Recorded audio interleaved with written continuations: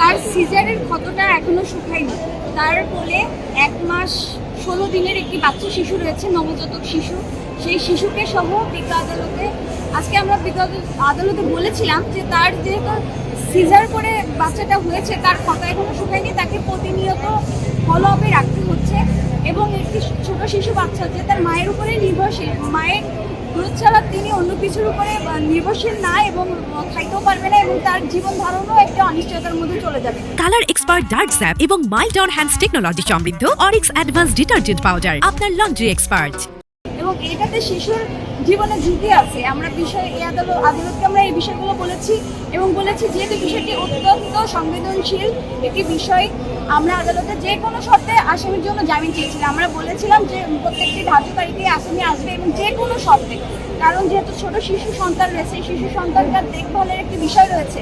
এখন বর্তমান যে পরিস্থিতি, দেশের পরিস্থিতি এবং যে আবহাওয়া এবং যে হামের উপক্রম দেখা যাচ্ছে এবং বিভিন্ন ধরনের সমস্যা রয়েছে, এগুলোর মধ্যে এত ছোট একটি শিশু, তাকে এই মা জেলখানায় নিয়ে গেলে এই শিশুটা কিভাবে বেড়ে উঠবে, কিংবা যদি নাও নিয়ে যায় বাইরে রাখে, তাহলে এই শিশুটা দেখভাল কে করবে? একটি অনিশ্চয়তা মা এবং শিশুর জন্য।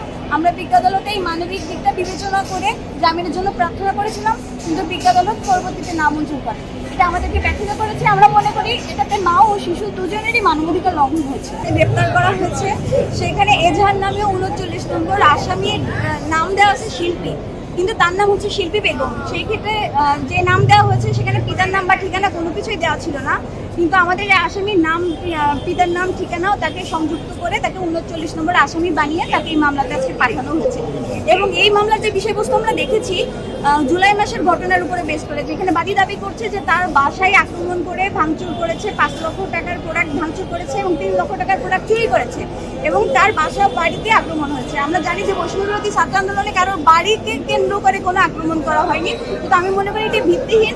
ইতিমধ্যে আমরা দেখেছি অনেক বৈষম্যবিরোধী আন্দোলনের মামলা নিয়ে বিভিন্ন ধরনের ব্যবসা করা হচ্ছে, বাণিজ্য করা হচ্ছে, পরবর্তীতে সেইগুলোতে আবার ফাইনাল রিপোর্টও চলে আসছে। তো এই ক্ষেত্রেও যে এমন হবে না এর কোনো নিশ্চয়তা নেই। এই ক্ষেত্রে আমরা আদালতের কাছে আজকে যেটা দাবি করেছিলাম, আমরা ভেবেছিলাম যে তিনি মানবিক হয়ে সিদ্ধান্তটি দিবেন, কিন্তু আমরা আসলে আজকে অনেক বেশি হতাশ হয়েছি।